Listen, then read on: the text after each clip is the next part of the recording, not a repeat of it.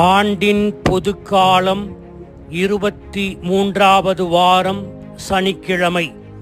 நற்செய்தி பகுதி லூக்கா பிரிவு 6, அருள்வாக்குகள் 43 தொடக்கம் 49 வரை. பிலிப்பினோ பழமொழி இவ்வாறு சொல்கிறது: As the tree so is the fruit. மரம் எப்படியோ அப்படியே அதன் பழமும். அதே போல இயேசு இன்றைய நற்செய்தியில் கூறுகிறார், கெட்ட கனி தரும் நல்ல மரமும் இல்லை, நல்ல கனி தரும் கெட்ட மரமும் இல்லை. ஒவ்வொரு மரமும் அதனதன் கனியாலே அறியப்படும். மரத்தை பற்றிய உவமையில் இயேசு சொல்ல வருவது, ஒரு மனிதனுடைய இதயத்தில் விதைக்கப்பட்டிருக்கின்றவற்றை பொறுத்தே நல்ல கனியையோ கெட்ட கனியையோ அவன் கொடுப்பான். ஏனென்றால் இதயமே ஒரு மனிதனுடைய விளைநிலத்தின் வேர். உங்கள் செல்வம் எங்கேயோ அங்கேதான் உங்கள் இதயமும் இருக்கும். நீதிமொழிகள் 4:23. விழிப்பாயிருந்து உன் இதயத்தை காவல் செய், ஏனெனில் அதனின்று பிறப்பவை உன் வாழ்க்கையின் போக்கை உறுதி செய்யும் என்று கூறுகிறது. சார்லஸ் ரீட் இவ்வாறு சொல்லுகிறார்: செயலை விதை, பழக்கத்தை அறுவடை செய்வாய். பழக்கத்தை விதை, பண்பை அறுவடை செய்வாய். பண்பை விதை, இலக்கை அறுவடை செய்வாய் என்று கூறுகிறார். மரத்தில் உள்ள பழத்தை போல ஒருவனுடைய குணாதிசயம் ஒரே இரவில் வளர்ந்து விடாது. அது நீண்ட வளர்ச்சி முறைக்கு உட்பட்டதாகும். ஊட்டச்சத்து மிக்க, சக்தி நிறைந்ததை நல்ல பழத்தோடு தொடர்பு படுத்துகிறார் இயேசு. அதாவது அந்த பழம் குறைபாடு அற்றதாக, அழுகி போகாத, ஆரோக்கியமுள்ளதாக இருக்கும் என்று கூறுகிறார். நல்ல பழம் என்பது நல்ல வாழ்க்கையின் விளைவு ஆகும். நமது வாழ்வு தர்மம், நம்பிக்கை, பொறுமை மற்றும் நேர்மையின் முன்னுதாரணமாக இருந்தால் நாம் கடவுளுக்கு ஏற்ற, மற்றவர்களுக்கு பயனுள்ள நல்ல வாழ்க்கையை வாழ்கிறோம் என்று பொருள். மாறாக நமது வாழ்வு கோபம், பொறாமை, சுயநலம், சோம்பல், காமம் இவற்றால் பின்னப்பட்டிருந்தால் நாம் அழுகிய பழத்தை போல வாழ்கிறோம் என்று அர்த்தம்.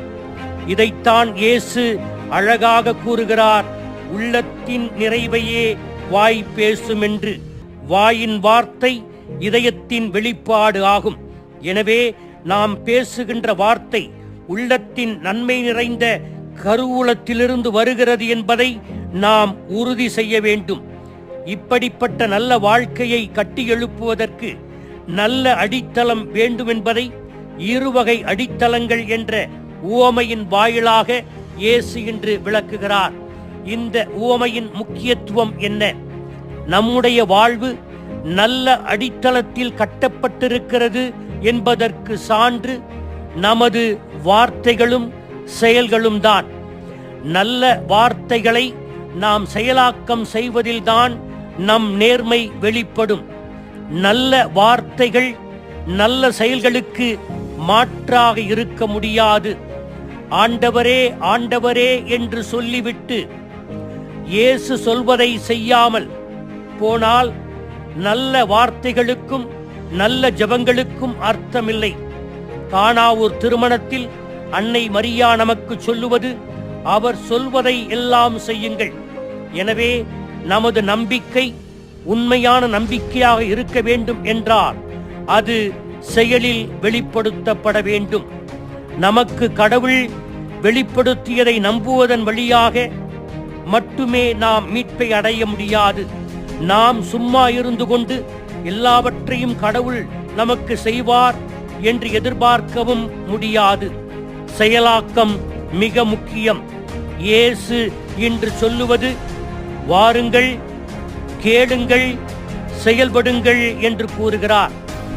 நல்ல வாழ்வின் செயலாக்கத்தில் வெளிப்படும் ஆவியாரின் கனிகளை கலாத்தியருக்கு எழுதிய திருமுகத்தில் பவுலடியார் பட்டியலிடுகிறார்.